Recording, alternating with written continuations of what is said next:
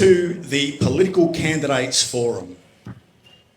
It's wonderful to see so many members of our business community, professionals, guests and engaged citizens gathered here this evening.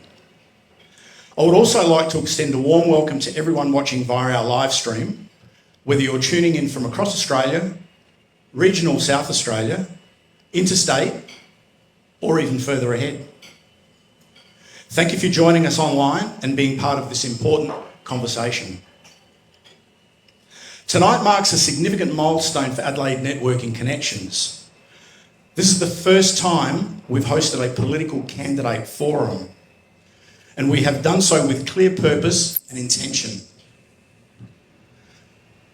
As South Australia prepares for the 2026 state election to be held on Saturday the 21st of March, we believe it's vital that both the business community and the broader public have the opportunity to hear directly from candidates who are putting themselves forward to represent us. Elections shape policy, policy shapes business, and business shapes communities. That's why tonight matters. This evening is about informed decision-making. It's about transparency. It's about giving you, as voters, the opportunity to hear directly from those seeking your support and your trust. Before we begin, let me briefly outline how tonight will run. Each candidate will be invited to deliver a short opening introduction. Following that, we will move into a series of moderated questions, which in the main have been supplied by audience members. For each question, each candidate will have the opportunity to respond. Each response will be limited to 2 minutes, and you'll hear a bell when time is up. Where's that bell, Ron? There you go, there's your bell. The format ensures fairness, it ensures equal opportunity, and it ensures we remain respectful of everyone's time. We respectfully ask everyone in the room tonight to remain courteous and professional throughout the forum.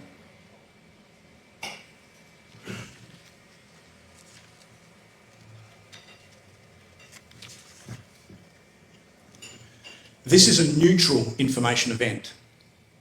Adelaide Networking Connections is not affiliated with any political party. Our role is simply to provide a balanced platform for dialogue and informed discussion. You may agree with what you hear, you may disagree.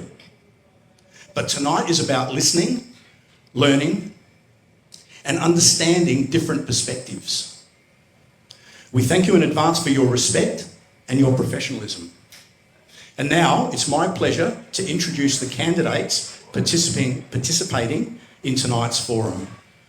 As I call your name, can you please come forward and join us on the stage? Please welcome the Honourable Connie Bonaros, Member of Legislative Council from SA Best.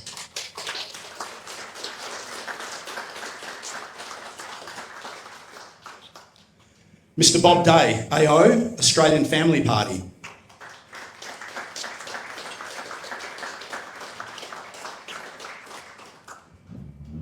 Lionel Pengilley, Animal Justice Party.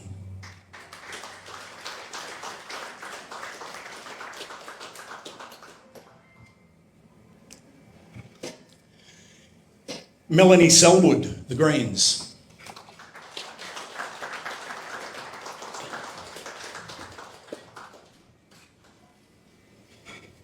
And Rebecca Hewitt from One Nation.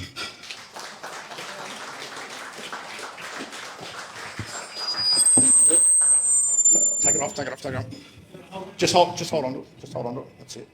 Okay.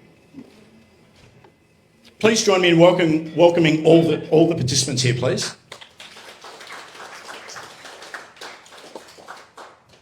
Now, before we proceed, there's something important that must be addressed. Over the past 6 weeks, Adelaide Networking Connections has been active in communications with both the Liberal Party of South Australia and the Australian Labor Party South Australian branch. Both parties initially committed to sending a representative to participate in tonight's forum. There were several changes regarding who would attend. Unfortunately, this evening, no representative from either parties is present. We find this disappointing.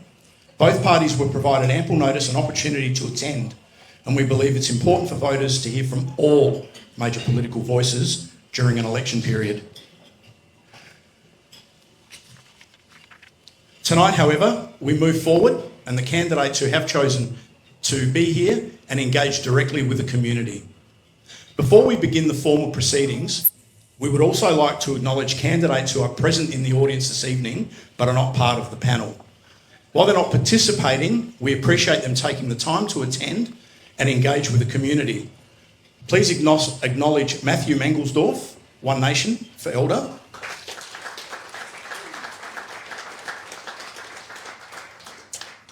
And Peter Salerno, United Australia Voice for Hartley, and Angel Rojas.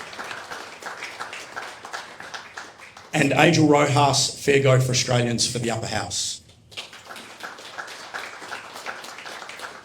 We thank you for being here this evening. And now we begin.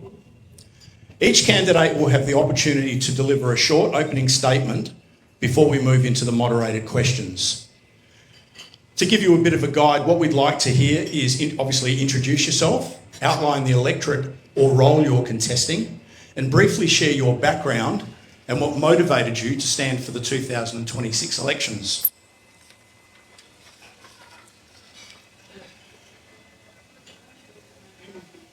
The questions that were provided by the audience members, some were specifically aimed at one of you or your party.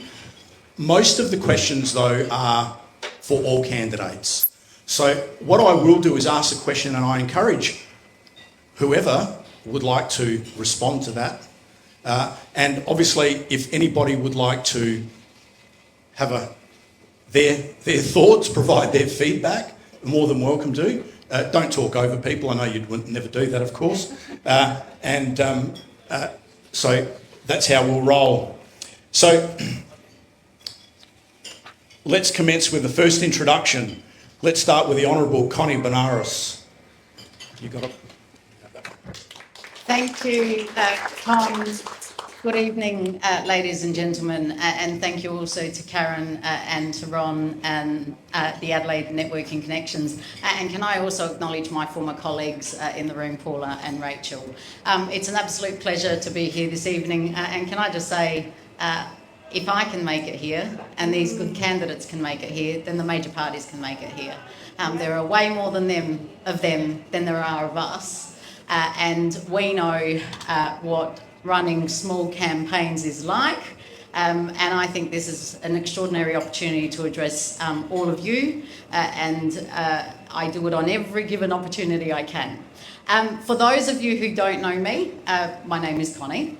I was elected to the Upper House. I've had a long and proud political legacy, having learned the political ropes from someone I consider to be one of our finest politicians, Nick Xenophon, and under Nick, I think I may have very well served the longest apprenticeship known to politics, but it has shaped everything about the way I approach my work as a Member of Parliament in the Legislative Council. And what Nick taught me above everything else is that at the heart of everything we do, there are people. And most of what we do begins with grassroots campaigns, and it is extraordinary. It is absolutely extraordinary what you can do with something little that results in something affecting meaningful change for our state. The people's interests, I say, belong to us. Self-interest belongs to the two major parties who are not here this evening. And we are a small party. I'm the last one standing. But we do have a very, very rich history built on shared values. I'd like to think a relentless pursuit for fairness, justice and equity. And they are, again, things that Nick has drummed into me over the course of the 15 years that I worked with him between state and federal politics. This election, I'll just talk briefly about this election. I'm sorry for all the Liberal voters in the room. but Labor's going to win this election. I think we all accept that this is going to be a Labor won election, and that's good news for them. Not so good news for the rest of us, because when power is concentrated in one major party, or even in two, the system just doesn't work.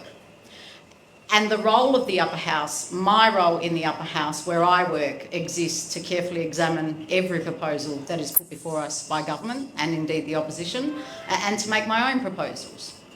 We are not a rubber stamp. We are there to ensure that there are checks and balances every step of the way. Our job is to keep government accountable. Now, luckily for me, I come from the centre of politics, which means that I'm not bound by party ideology. I try my level best to approach everything agnostically, with an open mind. It's not about what is left or right, and there is a lot of that in politics.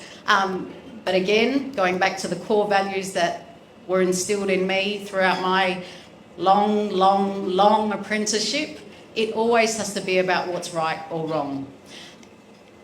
And people often ask why that's important. And for me, the number one motivation and the number one reason that I can achieve the things that we've achieved as a small party, and we've achieved some really big things, can I just say. But the reason we've been able to do that is because we don't rely on politicians or policy. We rely on experts. We rely on stakeholder groups. We rely on community engagement. I rely on peak bodies. And every single area of law, I promise you, whether it's fishing or health or construction or the legal profession, there are people out there who will give their time endlessly to help you shape good policy for our state. If I can end, and I know the bell's rung, if I can end probably with the one thing that Nick drummed into me more than anything else, it is, if you think you're too small to make a difference, try sleeping in a tent with a mosquito. I'd like to think I'm that mosquito, and I have been for 8 years, and I'm looking forward to hopefully continuing to be that mosquito for another 8. Thank you very much. Thank you, Connie. I'd now like to welcome Bob to the stage. Thank you, Con. And good to be with you all tonight. A number of years ago, the Swedish economist called Bjorn Lomborg, some of you may have heard of Bjorn Lomborg, he assembled a group of scientists and economists in Copenhagen. And he asked them, some of the world's leading scientists and the world's leading economists, and he asked them all a simple question. He said, if we could fix only one problem in the world and bring about the most benefit for the most people at the least cost, what is the one thing we would fix? And the group responded straight away, so, well, that's easy, Mr. Lomborg, disease. You know, malaria, TB, HIV, you know, it's relatively, not that expensive to cure and solve disease. And he then asked them, well then, if we could fix 2 problems in the world and have the most benefit for the most people, what would the 2 problems be? They also said, well, that's also easy, malnutrition. There's more than enough food in the world to feed everyone. It's just a distribution problem. More than half the food in the world gets thrown away. So then, of course, well, what if we could solve 3 problems? And they said, that's easy too, clean water, disease, malnutrition, clean water. And he went down this list. And it sort of, disease, malnutrition, clean water, trade barriers, government corruption, sanitation, and so on. And they call this process the Copenhagen Consensus. And I found this to be a very useful template when assessing any problem in any organisation or a school or a business or a sporting club, whatever it is. You just go in there and say, look, if we could only, do we have any problems in this school's club? And people go, oh, how long have you got? Well, if we could only fix one problem in this organisation, what would that one problem be? And straight away they said, well, what we do, we didn't organise this or this. Okay, you write that down. What if we could fix 2 problems? And so on.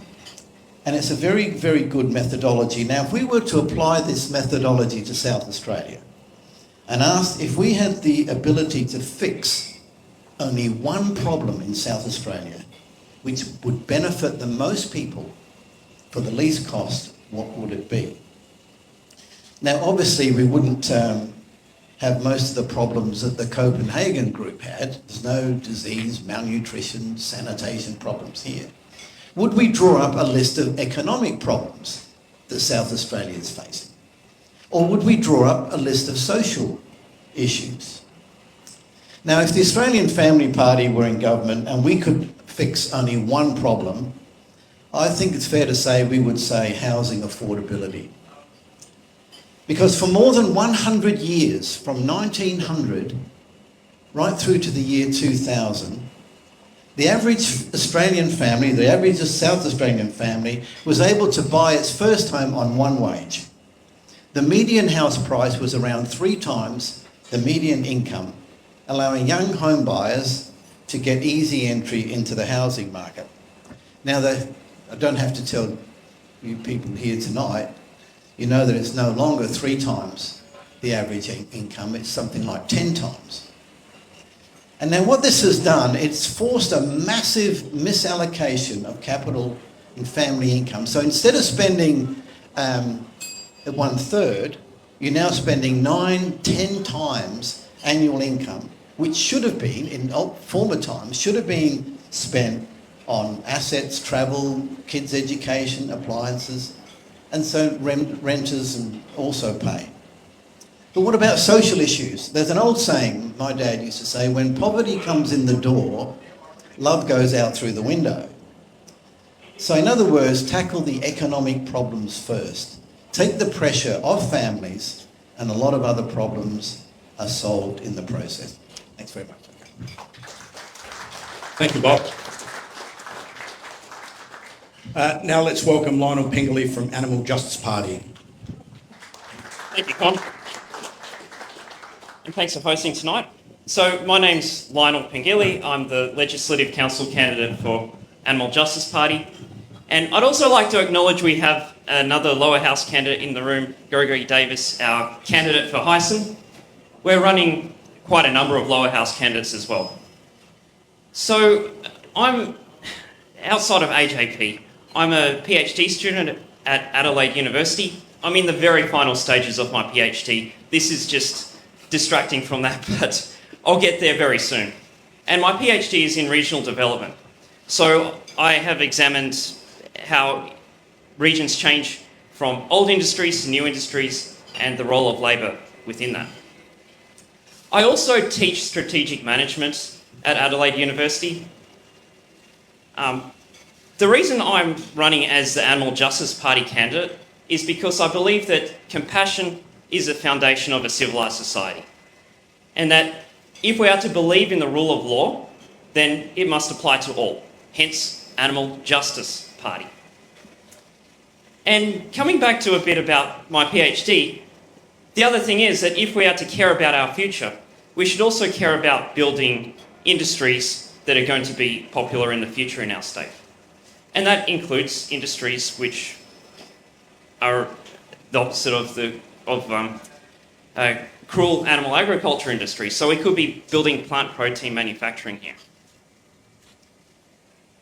Our party's message has resonated with a lot of people, and in other states we have 3 people elected to state parliament. So I could be the 4th. And thank you again for hosting tonight, and looking forward to this evening. Thank you, Lionel. Melanie Selwood.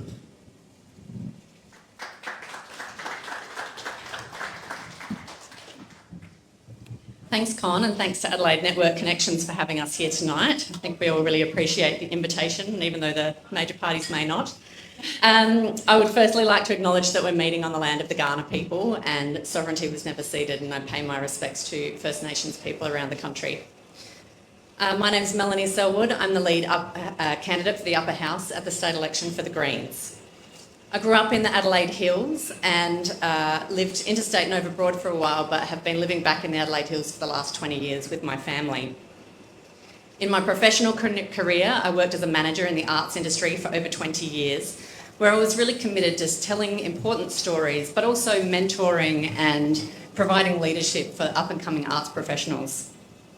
When my kids were little, I studied a Master of Project Management, and I went on to found and operate 2 small businesses. One was a project management consultancy, and the other one was a food delivery business where we delivered low-waste products to people's homes. I've been a campaigner, an arts manager, a mentor, a volunteer, a business owner and a project manager. I know how to turn ideas into action. In 2022, I was elected to Adelaide Hills Council and became the Deputy Mayor there. I was able to get outcomes with the community on cycling infrastructure, sustainable procurement and many more things like reducing waste.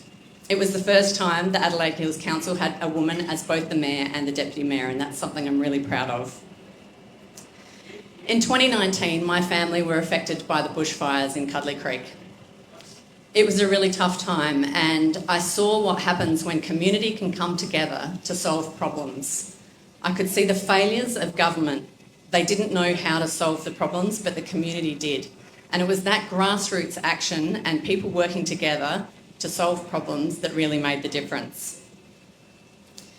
It really made me realise that the systems are not set up for all of us. They're set up to protect a few at the expense of the many. I believe that major parties are no longer serving us. Labor are more interested in holding power than serving their traditional voter base, and the Liberals are in freefall. I think faith in our political systems is at an all-time low, and people no longer trust that our political systems can deliver good outcomes. At the same time, local businesses are struggling to stay afloat, and the major corporations are sending their profits offshore and are paying little or no tax. People often ask me where the Greens stand on small business.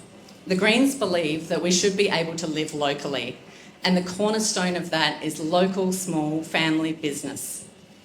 We need to rely on local business for people to be able to get their goods and services locally, and that's why business is core to what the Greens want to see in the future. We believe the big corporations should be paying more tax. They should be paying more tax than small business. That money should then be put into better transport services, healthcare, education and housing. As Connie said, Labor are on track to win a landslide at this election, and there's a chance they could control both houses of Parliament. The Greens can hold them to account. We could end up with an approach of fear and distrust or Trumpian-style politics, or we could have the Greens hold the balance of power and fight for positive outcomes for South Australians. A vote for the Greens is a vote for a positive alternative that will hold the government to account. Thank you. Thank you, Melanie. And certainly, last but not least, Rebecca Hewitt from One Nation.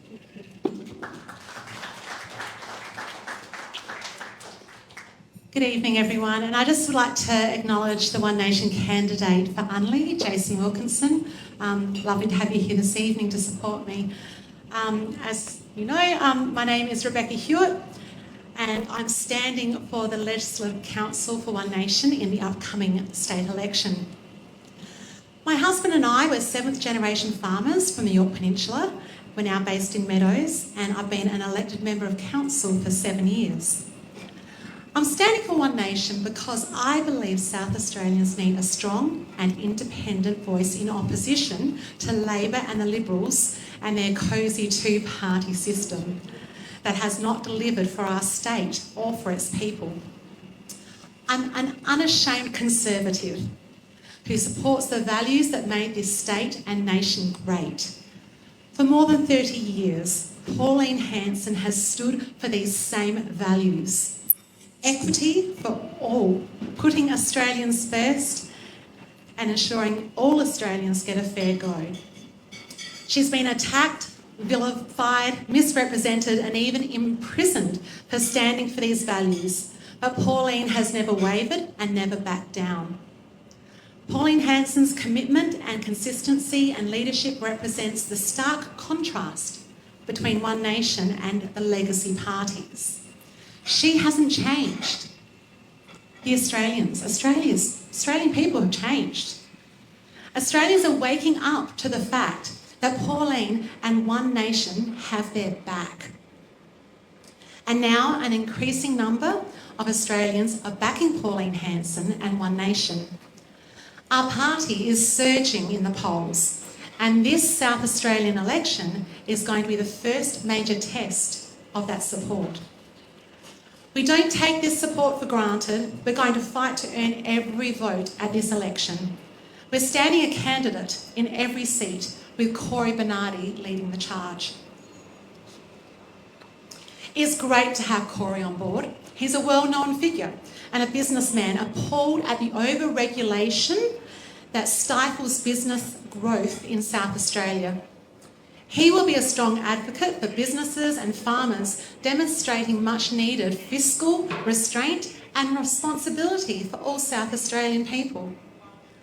We're going into this election with policies to reduce the cost of living, to dismantle net zero to help reduce electricity costs, and we're going to repeal the voice to Parliament. And it's great to see today that the state Liberals have also agreed to repeal the voice. I love it when people copy us.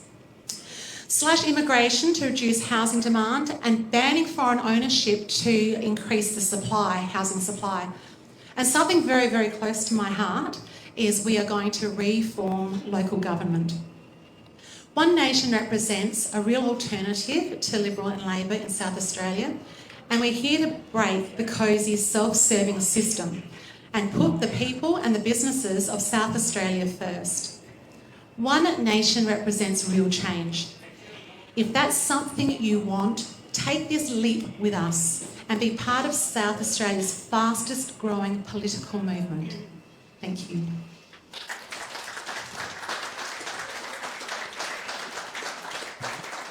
Make sure you haven't taken my sheets. That's yours. Look at us. That's. We don't want to mix up notes. Okay. There we go. That's yours as well. Thank you, Rebecca. Certainly very, very different perspectives and certainly thought-provoking, I'd suggest. As I mentioned before, the questions have been provided in the main by the audience, and while some have been, I'll ask specifically to a certain candidate, the majority of them are open up for discussion. So I don't want to stampede over the microphone, but in an orderly fashion, everybody can have their say, or the ones that want to have their say are most welcome. In the interest of time, can we make sure that we keep our responses to a couple of minutes to give others an opportunity as well, and to provide as much value as we can to the audience to get as many questions in as possible. Okay? Thank you. Okay. I'm going to start with Lionel from the Animal Justice Party. So Lionel, looking on your website, one of the policies or one of the actions that you're looking to implement is increasing the age where a child can be tried as an adult from 10 to 14. Now, my question becomes, the logic behind that is certainly because it's United Nations founded. We all know that youth crime is definitely on the increase, and it's kind of spreading from Victoria to Queensland and heading down south. So my question to you is, what will the Animal Justice Party do to either control and or eradicate youth crime? Well, firstly, I'd like to say that this was not provided on the list of questions that we were given. So this is something you're asking me on the spot. And I hope you do the same to the other panellists. So in terms of your theory as to why this policy position was published on our website, that's just speculation. I don't really know whether it's from some other body. But the thing is, I think you're really asking about what are we going to do about youth crime. And there are issues with children not being looked after well in the foster care system, and that is one of the questions that you did provide us. So the foster care system needs to be brought back into greater state control, so not control, but as in greater state support, more funding for the foster care system. One of the issues that was in the list of questions was that foster care carers are not receiving enough funding to pay for the actual care of the children that are in their care. Another issue is schooling, so we need to retain children in schools, ensure that they're receiving a good education and an enjoyable one which they will want to be in school, and we don't have this problem of truancy that we're seeing right now. So these are the concrete steps that we can take to reduce youth crime, and that's not a question that was on the list. You're right, it wasn't, and that wasn't my intention to put anybody on the spot. But that is open to others as well, right? Okay. Thank you, and I will gladly add to that, because I think sometimes what's lacking from the conversations we have is fact-checking. And I appreciate what you've just said in response to that.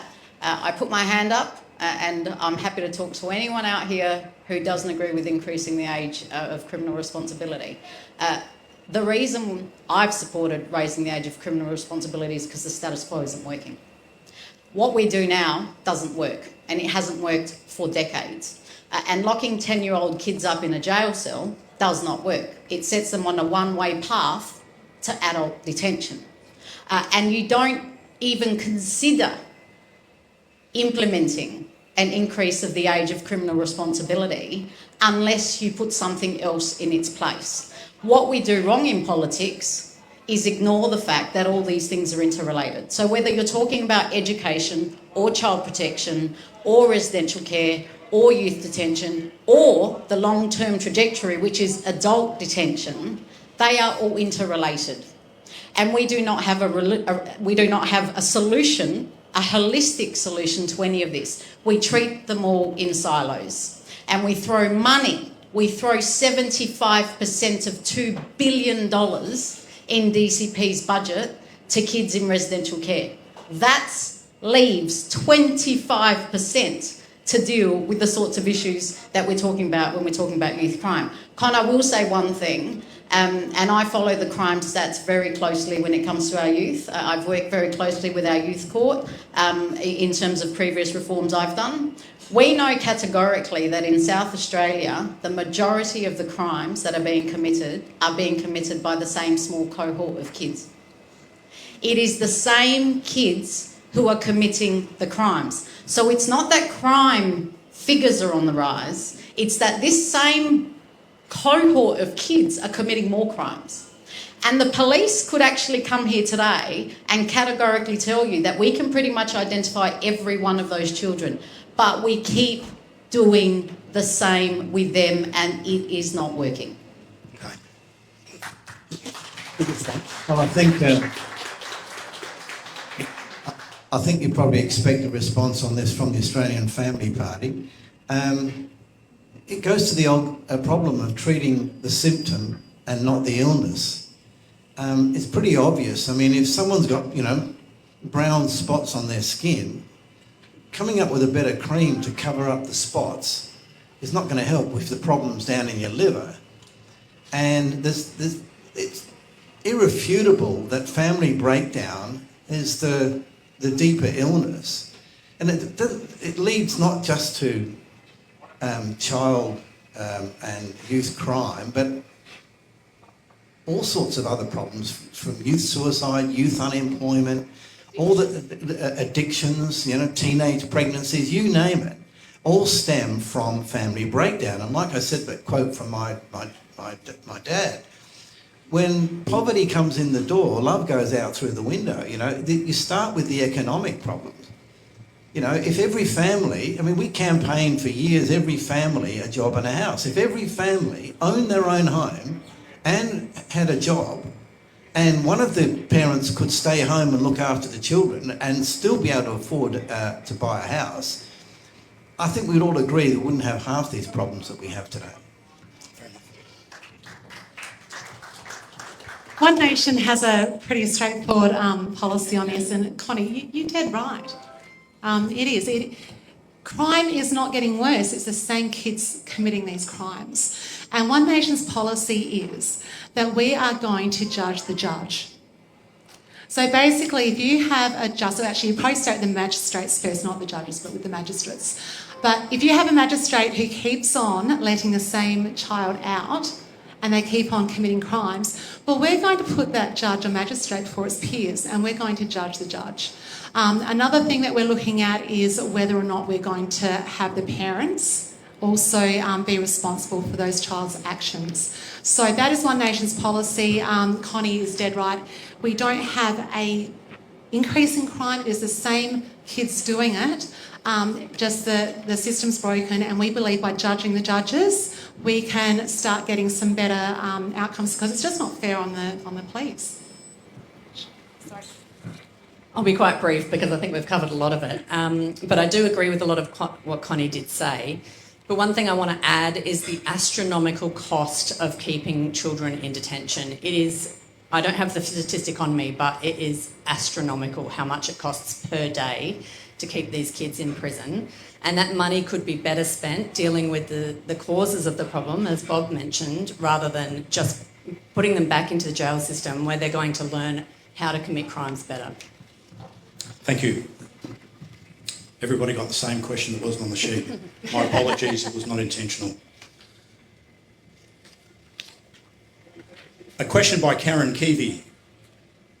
What are your plans in regard to ensuring all children in educational settings receive comprehensive protective behaviour education?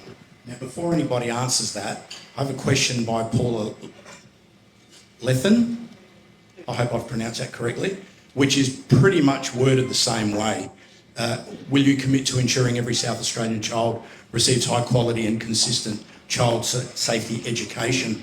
So I'm going to throw it to you first, Bob. Yes. Yeah. Okay, that was short, sharp and shiny. So I think most of us here can agree that we want our kids to grow up happy, healthy and safe, and that is really important. We want to make sure that the Keeping Safe Child Protection curriculum is mandatory, not only in the public and Catholic schools that it currently is, but also in independent schools. We think it's really important that kids are taught about consent and abuse and issues that, or problems that can impact them in a way that is age appropriate and safe for them. Yes, so as far as the protective behaviours education, schools are there to provide education, but their first responsibility is to the safety of our children in their care.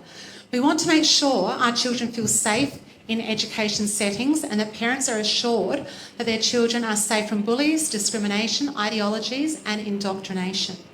We want clear, enforceable guidelines in school bullying policies that protect the victims rather than the bullies. So also just on the child protection, I can super quick address that too. The child protection system is broken and it is the children, families and carers who have suffered the most. One Nation's policy is to improve procedural fairness, which has been frequently denied to families, foster carers and kinship carers. We resource active enforcement of lawful and objective decision-making standards across the system and fix the toxic culture in the department that has resulted in retaliatory practices against both families and carers. One Nation strongly supports establishing an independent statutory commission to provide oversight of the development, and we also, provide oversight of the department, and we also want to strengthen the whistleblower protections related to the system. I'll just make one brief remark. Yes, we agree that this should be part of a child's education, because school is more than just academic skills, it's also learning about interpersonal relationships and learning how to deal with it.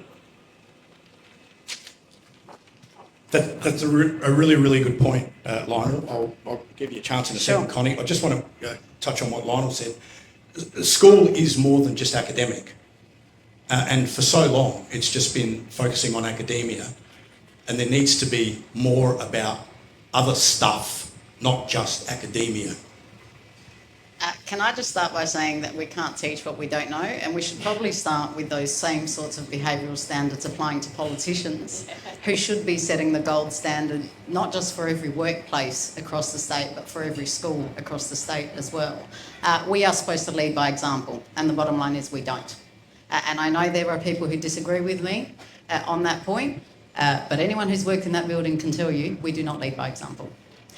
Of course, I do support the behaviour standards in our schools. I will say, though, education is one of those areas, and Blair Boyer is the current Education Minister, and I think it's fair to say that in the last couple of years, in particular, the government and the crossbench have actually worked really well together to implement a lot of reforms in early education. Late last year, we sought to introduce the first raft of changes from the Royal Commission that was undertaken by Julia Gillard, and they're good changes. There are small teething issues with some of them, but issues that we acknowledge. And I guess what we did last year was really deal with all the non-contentious side of this, especially around inclusivity at school, knowing full well that even though they didn't meet their own deadline, in the next term of Parliament, there is a lot of heavy lifting to do. That will include this, it will include inclusivity, it will include disability. So that is all yet to come post-election 2026. And I just reiterate again that the entire Parliament has worked very collegially when it comes to implementing these sorts of reforms across our education sector. Thank you, Connie. Everyone's set? Good. Question from Kirsty Whitehead. People with intellectual disability die on average 27 years earlier due to preventable healthcare failures. What will you do to improve healthcare for vulnerable South Australians, such as mandating inclusive communication in essential services? I can start with that one if you like. I spoke at Purple Orange last week and we canvassed some of this, and one of the points that I made there was we can't keep having Royal Commissions, and we've had a Royal Commission that has dealt with this particular issue. We cannot keep spending millions of dollars on Royal Commission and not implementing the findings and recommendations. And to date, that's what we've done. And we've got recommendations sitting in South Australia that are 20 and 30 years old. And we come with knee-jerk reactions every time there's an incident, every time a child is killed, every time a vulnerable person is killed. There is another knee-jerk reaction because governments cannot set a time frame around recommendations that we have invested money and time in. And it is not my money and it is not time. It is the vulnerable people who have given their time and effort and relived whatever it is that they've gone through in life to have that input put into a report only to be ignored by governments.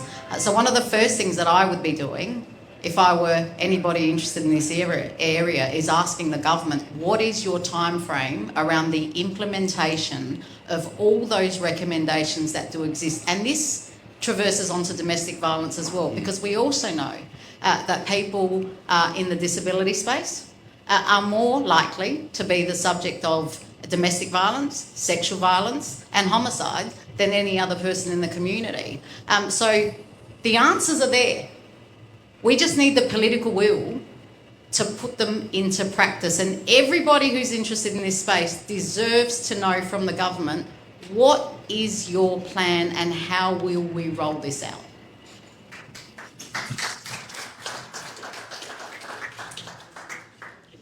So disability, visible or invisible, is a normal part of human experience, and the Greens believe that people with disabilities have a fundamental right to agency, autonomy, privacy, safety, dignity and respect.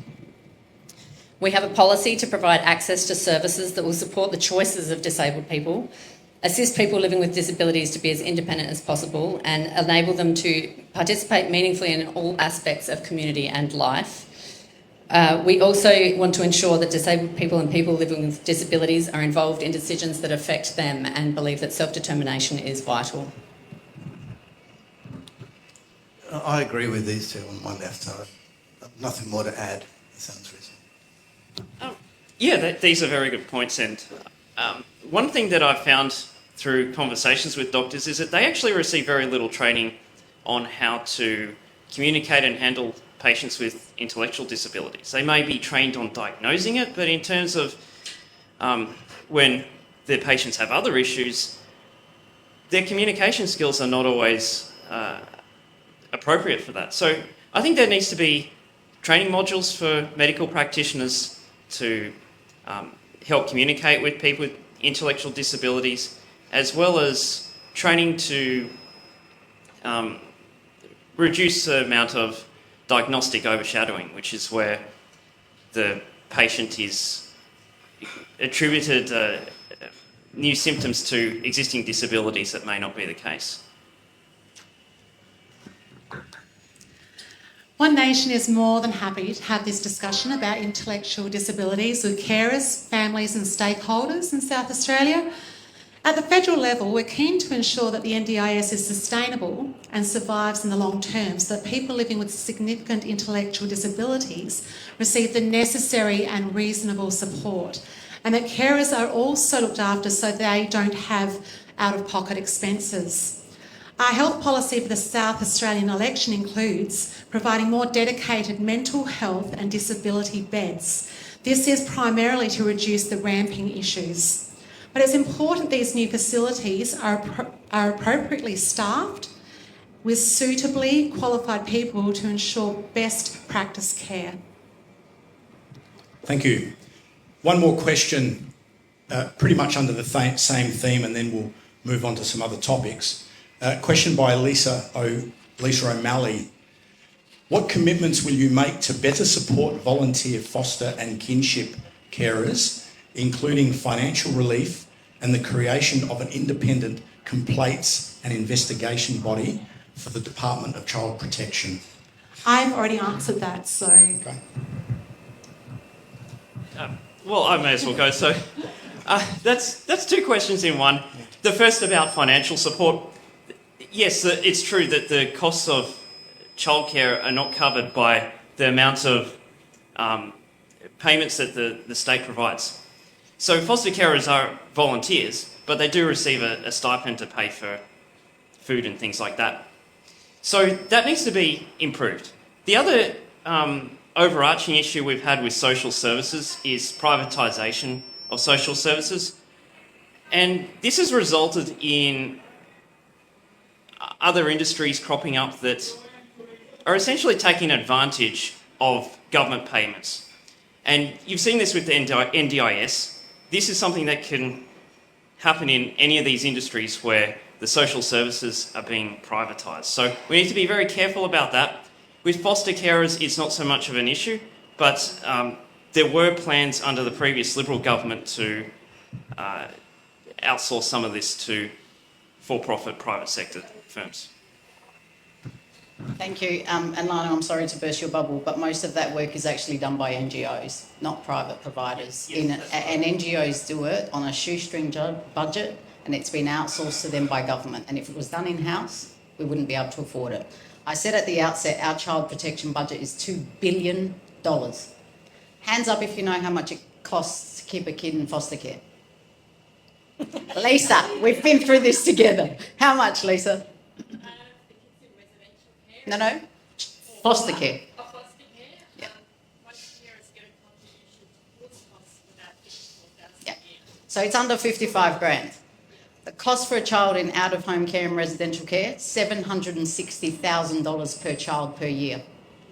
$760,000 per child per year compared to $55,000. Now, who do you reckon the government is banking on to look after those kids? They're banking on foster carers and they're banking on family members to put up their hand and take in a child. That leaves 25% of the budget to do all the things that we need to do to actually make those children well-functioning, healthy, mentally stable members of our community. There's no money because we're using all that budget to keep them in residential and out-of-home care. That is the underlying problem with child protection. And as I said at the outset, when you talk child protection, don't talk about child protection in isolation because these things are all intrinsically linked. So in response to the question, yes, we will support an independent body to administer complaints because we believe that we need some accountability around the child protection system. Last year, when this matter was discussed in Parliament, we understood that the government were intending to drop all of the child protection reforms, including the good ones, if they couldn't reach an agreement with the crossbench. So we believe that the benefits from passing that bill were enough to get us through that piece of legislation through the Parliament. But in the new term of Parliament, we are happy to review that legislation and see what better outcomes that we can get. Bob? It's going to take a collaborative effort. There's going to be people that need to address how to fix the problems in the system, but also the prevention as well. We all know the story of, the children floating down the river and people jumping in to pull these kids out. And then someone, one of the rescuers gets out and this fellow rescuer says, "Where are you going?" He said, "I'm going upstream to find out who's throwing all these kids in the river." So you need someone to be pulling them out and rescuing them, but at the same time find out who's throwing them in there in the first place. Can I just add one more point to that? And I'm going to get a little bit party political. That agenda, and Lisa was there for the entire time, we stretched that debate out for 6 months. It should have been over in a week. Factions play a role in this. And the faction that leads the government plays a role in this. And that, in this instance, when you're talking about left-leaning factional issues and right-leaning factional issues, it is naive of us to think that those things don't play a role in the final product that we're actually debating in politics, because it does. And the Child Protection Minister is not up against herself for funding. She's up against every other minister who is cup in hand at the Treasurer's office asking for the same pot of money to deliver something for their portfolio. That's why the system doesn't work. Thank you. Question from Karen Fiedler to all candidates. What policies does your party have to reduce waiting times for elective surgery and access to medical specialists, particularly given reports of patients waiting more than 2 years for specialists' appointments? I reckon we can top 2 years. I think the longest we've had is about a 6 or 8 year wait. I chair the Health Committee in Parliament House, and over the last 8 years we've had that committee has been the only avenue. It's the first time we've had a health committee in the state. The only avenue for doctors, nurses, specialists, family members to come and air their grievances and effectively tell us what's happening and what's broken in our healthcare system. The bottom line is I can't give you the answer to that. None of us can. And the Minister can't, and the Premier can't. But there are a ton of doctors out there and medical professionals who we are trying really hard to get to influence the decisions that bureaucrats are making.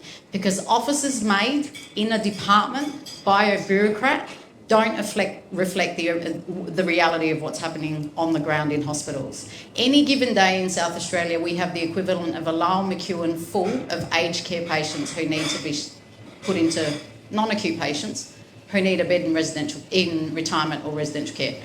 We don't have them available, so we keep them in the hospital. This is a knock-on effect, right? From the moment someone turns up to the ED, the length of time it takes you to get to a bed, the stay in hospital, whether that bed is being taken up by another patient, and ultimately, elective surgeries pay. It's not rocket science. We all know what the cause is. Every doctor, specialist, medico in South Australia could tell you what the issue is. It's a political reluctance to address the issue with their input. Okay, so it's a political reluctance. Take that. Bearing in mind that we've put in $9 billion in the health system in recent years. Okay, but from the other participants here, albeit we know what the answer is, what is your party or what are you going to do to implement those changes that's coming from the experts? Yeah, so I think Connie's right that there's a systemic problem in our health system, and one of the best ways to reduce wait times for elective surgery is to reduce wait times for urgent and emergency surgery. So I was just talking to someone last week who broke their arm and they need urgent surgery, and they've been told it will be at least a 6-month wait for that urgent surgery. So if we can start to clear those urgent and emergency surgeries, that will also clear up the way for elective surgery. We'd like to see regional health supported, so we need more specialists out in the regions. We know that a lot of people in regional areas come to Adelaide for specialists and for emergency and elective surgery, and we'd like to see specialists put into our healthcare systems in major cities and towns in our regions. We also want to reduce general pressure on our hospitals. The Greens have a policy to establish 50 free local healthcare clinics across South Australia, which have a GP, dentist, psychologist and nurse. And the entire cost of consultation will be bulk billed with no out-of-pocket costs. This is a fully costed policy that we'd like to see the Labor Party implement if they win government. We also want to invest in preventative health to make sure that we're looking at the symptom before the cause before the symptom, because we know that a lot of the problems that we're seeing in the health of our people is something that could have been addressed many years earlier through good preventative health. So we'd like to see a strong investment in that. I think this is where I probably part company with some other candidates. I think the fundamental flaw in our system is that what we've done is we've been what we call funding the provider of the service, and it doesn't matter whether it's health or whether it's education or whether it's public transport or whatever it is. We seem to think that the answer is let's give more money to those who run the system. And as we know, as those who run the system design it to benefit those who run it, not those who use it. And our policy is one of fund the user of the service, not the provider. So if you need your health or education or public transport, don't keep giving the bus company monies or the health department monies, because the world is changing so fast, and particularly technologically, that our politicians and bureaucrats, public sector bureaucrats and regulators are hopelessly, outgunned, outnumbered, and have got no answers to the problems. Whereas if we funded the user of the service, so by all means, if you need hospital care or you need an education or you need fund the user. A little simple example on public transport. The average cost of a journey, if you just jumped on a tram or a bus or a train, the average cost to taxpayers of that one journey is about $20 per person per journey, which costs like the taxpayers about $300 million in subsidies, and because we fund the provider of the service, we fund the bus companies or the tram companies. Whereas if you went up to somebody and said, look, before you get on this, what am I doing wrong? About there?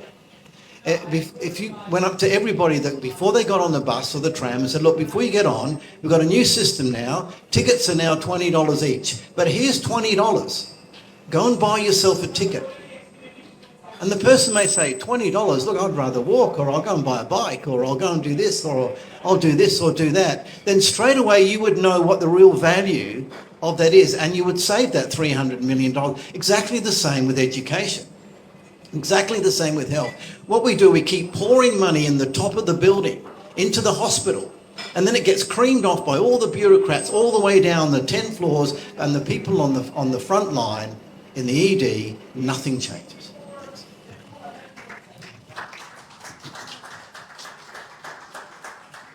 Well, there's a common theme in the previous panellists' discussions in that they're talking about trying to remove the number of people in the queue for elective surgeries mainly, and not so much about training more doctors.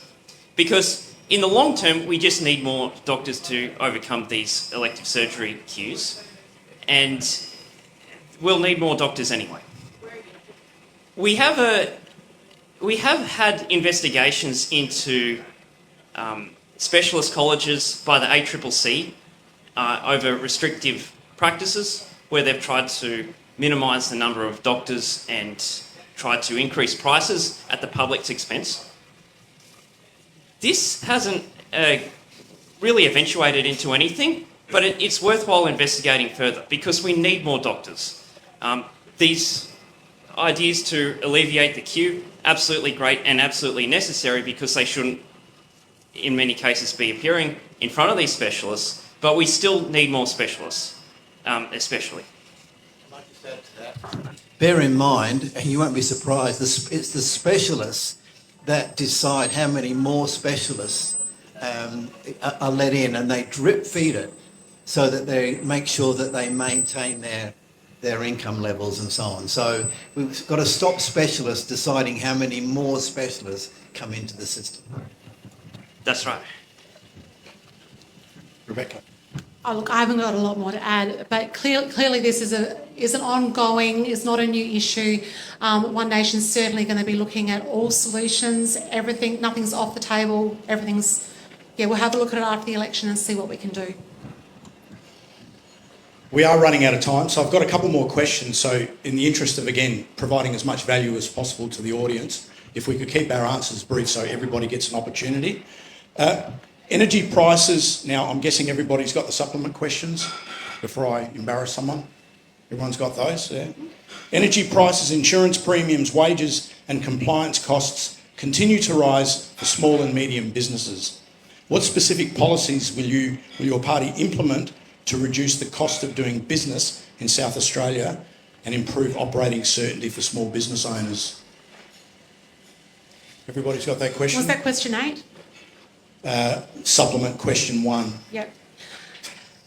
One Nation, we have a very clear policy to help reduce energy prices. We will dismantle net zero, which has caused business electricity costs to rise. Ladies and gentlemen, please continue. Which has caused business electricity costs to rise around 200% since the Howard Coalition government started mandating large-scale renewables.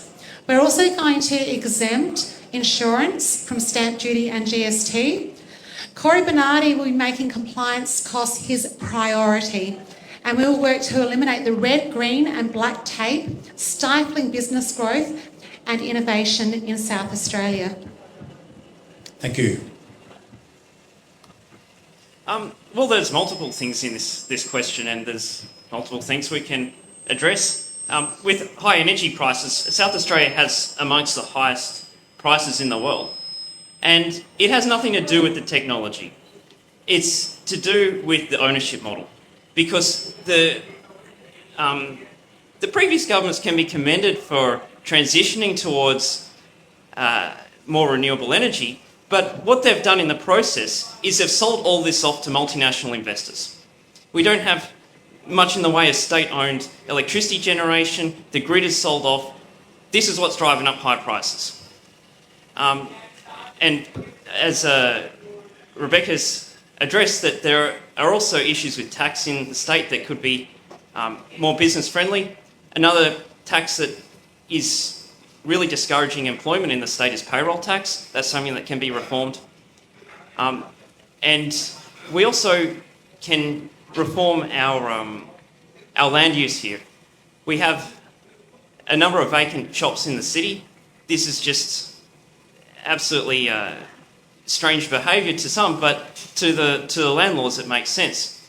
In Victoria, they've introduced vacant shop taxes, and that has increased the amount of businesses that can access shops and put themselves up in shops, and it reduces the sort of eyesore of seeing vacant shops everywhere. Thank you. Bob. I've got no faith in governments being able to fix this. I think we're massively overtaxed and overregulated. And I think our main priority would be to get the government off your back and out of your pocket as much as possible.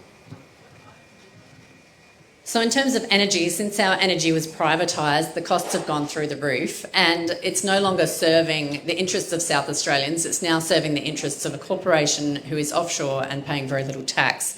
So we would like to see power returned to public hands and controlled by the government to make sure that it is actually controlled and not just run willy-nilly. On the point of insurance premiums, so over the last 35 years, insurance has gone up higher than CPI every single year. And the Insurance Council have said that it is due to the extreme weather events and natural disasters that we're seeing. So we believe the best way to bring insurance down and to keep it under control is to take action on the climate crisis and to make sure that we're limiting these natural disasters and extreme weather events moving forward. and this is where we part company. I actually think that South Australia is ground zero when it comes to our energy prices. We rely 76% on renewables in this state, and we have the highest prices in the nation and amongst the highest in the world. Now, there is a debate to be had about public or private ownership, but we don't know what that would cost. We don't know what it would cost to bring energy back into public hands, and we can't make that sort of commitment. No political party can, not the Greens, not Labor, not Liberal, unless it's costed. So that's the first thing. But I think there is a lot to be said for the different, ideologies that drive our decision-making in this front. And I know the Greens won't be happy with me when I say this either, but anyone who read in Daily this week, yesterday, would have heard our Treasurer, the Labor government, who's going to be ruling this state for the next 4 years, say, gas is king. So we need to get real about the things we can and can't do. And our reliance on gas is real. We rely on gas. What we can't afford to do is implement changes that are going to, as they inevitably do, impact the most vulnerable people in our state. And every time we implement these changes, it is those people who can least afford it, Bob, the people who are living in poverty, who pay the most. This year, everybody's power bill in this room is going to go up by 25%. The Prime Minister put in a bunch of subsidies, as did the state, before the last federal election. They were all timed to run out post-federal election. So mid this year, you can all expect another 25% on your electricity bills. I can stop there. I can keep going for an hour if you like. No, you can stop right there. Okay, last question. And again, appreciate everybody if they could keep it concise, because I do want to give everybody an opportunity to have their last 2 minutes. Did I say 2 minutes? Yeah, 2 minutes, fantastic. So here's the last question. Many South Australian businesses are facing ongoing workforce shortages and skill gaps. What is your plan to support local training, apprenticeships, migration settings and workforce participation to ensure small business can access the skilled staff they need? So we really believe that this is a education issue, and we need to be looking at how we can get more people into trades and skills. We have a policy to get more women into trades, which will offer grants for eligible businesses between $5,000 and $10,000 to make sure that we can get more women participating in trades. We also would have an additional subsidy to the federal government's practical payment commencing from July last year. And that proposal is to make sure that we can increase the living wage of people while they're undertaking traineeships. That would be government funded, not funded by business. We also believe that we need to be looking at ways to support the education sector to better provide pathways into business and into skills and trades, and that they need to be better connected. So that's what we'll be looking at. When I started in the building industry in 1975, every single tradesman on the building site, and every site I worked on, there were thousands of them, every tradesman had an apprentice alongside him, every single one of them. And slowly but surely they disappeared because it became too expensive, too complicated, too dangerous. And now, in fact, I was talking to a young apprentice just the other night, and I said, oh yeah, he's an apprentice carpenter. His dad's sitting there, his proud father there. His son will be looking after him when he's a bit older, there's no doubt about that. But he works for a group training scheme now. So just about, the tradespeople don't take on apprentices anymore. And we saw the decline in apprenticeships over a period when technical colleges, Mitchell Park Boys Tech, Strathmont Boys Tech, Nailsworth Boys Tech, all these tech schools were all closed. And an emphasis was put on university education. So we've got to make things, hiring apprentices much simpler, much easier, much less complicated. Another thing from back in your day is that there were more state-owned industries and they would train a lot of apprentices. So with the privatisation, the selling off of all your assets, that has resulted in these new businesses not training as many apprentices because it's a cost. So what can we do from now? it's really hard because we do have this backlog of skilled tradespeople. We're seeing this in the construction industry. And I think it is about reducing costs to hiring apprentices right now. It could be things such as reforms to insurance for apprentices. So there's quite a lot we can be doing. It's just a very big, multifaceted problem. One Nation doesn't believe that everybody needs to go to university. One Nation has a strong record of supporting apprentices. We prioritise a homegrown Australian workforce over importing skills from overseas. There are more than 2.5 million people in Australia at the moment on work visas. One Nation supports specific programs like the PALM scheme and working holiday visas, as they don't represent permanent immigration, and they provide urgently needed labour for farmers and agricultural industries. The most critical issue is in housing and construction. Immigration is not delivering the qualified workers and tradies that we need. Our housing policy includes redirecting the compulsory construction industry training board levies to home construction businesses to fund apprentice wages, exploring small subsidies to encourage mature age apprentices, waiving prohibitive registration costs for first and second year apprentices, introducing business training as a necessary element of an apprenticeship to assist them with starting their own small business, and exploring the implications of waiving business registration costs for tradie construction startups, and finally exempting apprentice wages from payroll tax. Thank you, Rebecca. As we close this evening's Adelaide Networking Connections political... Connie, no, faux pas. Give her the microphone. No. Thank you. I will just mention one thing that we did do again, which we didn't necessarily agree with all our colleagues on. I negotiated a university merger with the Labor government. And it was a very contentious issue. As part of that university merger, I secured $60 million for both universities for low SES students to ensure that we get them through training. As part of that, we acknowledge that not all students need to go or want to go to tertiary education.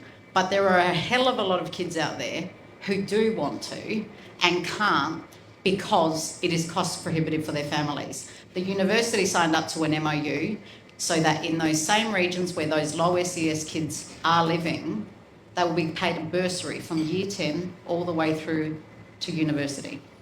The family doesn't have to foot the bill of the kids in the last 3 years of university, and the university fees will be paid for if that's what they choose, if they don't go down the path of choosing a trade or a skill instead. Our university, and this is the last point, Con, I promise, our university market in this country is our single biggest export. It's 157,000 students. It's worth $16 billion to our economy. If we lose that, we're in big strife. We've swapped now. I've got the microphone that everybody held, aren't I lucky? Okay. As we close this evening's Networking Connections Political Candidates Forum, I invite each of you to deliver your final message to the people of South Australia.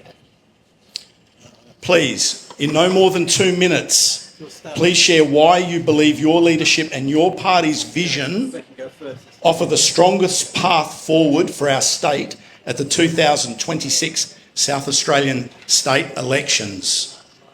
I can do this in 1 minute. There you go. Can I just interrupt?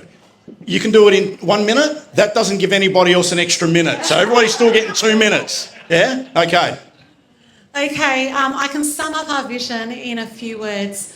We're going to put the people and businesses of South Australia first. We'll reduce the cost of living, we'll dismantle net zero, we'll slash immigration, we'll repeal the voice to Parliament and reform local councils. We'll be the strong voice that South Australians have been denied for such a long time. We're offering a clear alternative sensible policies and a great team of candidates led by Corey Bernardi. This is South Australia's opportunity to take a new path with the state's fastest growing political movement. If you want to change from the legacy parties which haven't delivered for South Australia, join us, support us, vote One Nation at this election. Thank you. Thank you, Rebecca. Well, funnily enough, we didn't address many animal issues tonight, and the reason I'm standing for Parliament is because animals deserve a strong voice in Parliament. A strong human voice too. Okay. And if elected, the policies I'd like to pursue are affordable veterinary care, aged care facilities allowing companion animals, and this is another issue that comes up with disability care, is that some disability care providers can still blanket reject people with companion animals. And also action on domestic violence, recognition of the role of companion animals in domestic violence. A number of victims of abuse struggle to leave their abuser because they can't find emergency accommodation that takes them in with companion animals.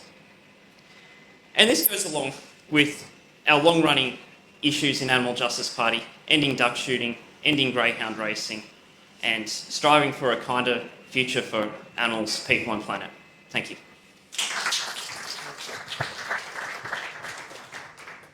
Like I said at the start, South Australia has problems that it needs to solve.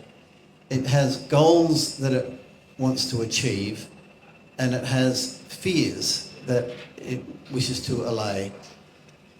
And I've got to tell you, I've been a politician and I've been a public servant and I've been in the private sector, and I can tell you, looking to politicians, public sector bureaucrats, regulators to solve these problems is a lost cause.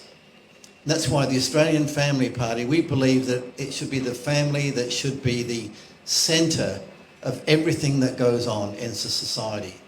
Not looking up to politicians who are going to run the state and run our lives for us, but the other way around. They're there to support the home ownership aspirations of families, because that's where a stable society will come from, which will allay many of the things that we've talked about, particularly. In fact, I learned something tonight, Connie, so thank you for that little dissertation.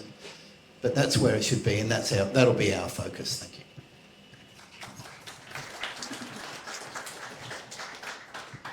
So we've knocked on thousands of doors so far this state election, and we hear the same issues coming up all the time. We hear that people are scared of the cost of housing and feeling like they're never going to be able to afford a house. We hear that people are worried about calling an ambulance because they feel like it might never come, or they'll be stuck in a ramp. We constantly hear that people are worried about the cost of living and that they're finding it hard to afford the basics. These are all issues that the Greens want to tackle, and we want to put people and planet first. We want to make sure that we are building more public housing. We want to make sure that we're bringing down the cost of housing. We want to make sure that we're making healthcare affordable, and one of our policies is to make sure that seniors and pensioners can get an ambulance for free. We have a lot of policies that are looking at bringing that cost of living down, and we want to see that paired with a really sensible approach to climate change happening at our state government. We know that Labor are on track to win a landslide, and the Greens are here to hold the government to account and push them to do better. I think the fact that the major parties haven't turned up tonight is a real clear sign of where they put their priorities, and I invite you all to have a think about that when you go to the ballot box. Are the major parties really serving your interests, and are they going to solve the problems that you care about if they can't even bother to show up and listen? So I invite you to consider voting for a different party, and the Greens are here to be your voice for a positive change for South Australia. I think I'm going to say this the quickest. I said at the outset, when you concentrate power in one party or two parties, the system just doesn't work. And I agree with everything that Melanie has just said, despite the fact that we come from different ideological positions, all of us. If I can leave you with one thing and one thing only, if you're a Labor voter, if you're a Liberal voter, if you're a One Nation voter, choose the party that represents you in the lower house. But in the upper house, where things really matter, where the rubber hits the road, think very carefully about who you're going to vote for. I hope it's me. It might not be. But think very carefully about where you cast your vote on that big white ballot paper.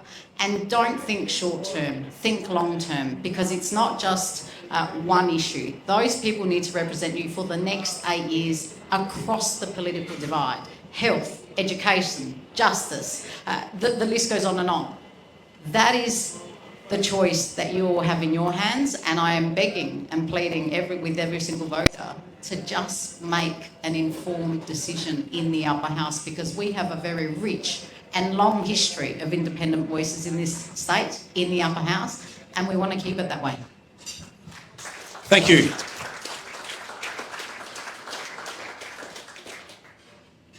Regardless of political position or party alignment, putting your name forward to represent the people of South Australia is a significant commitment, and that in itself deserves acknowledgement. Please give you a round of applause to everybody here.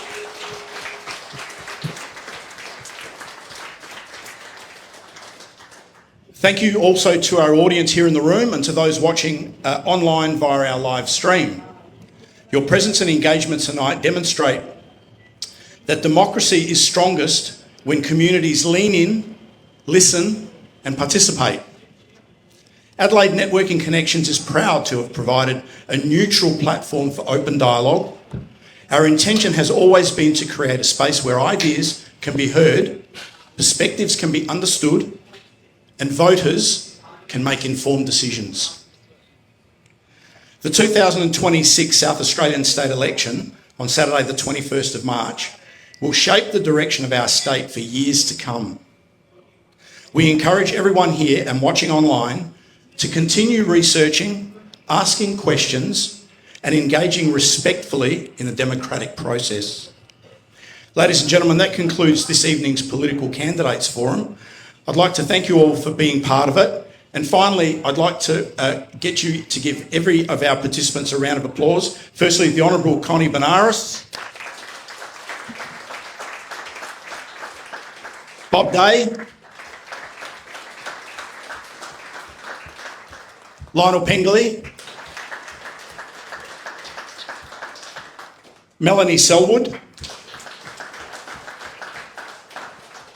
and Rebecca Hewitt. We thank you very, very much for your time, for your contribution. Thank you.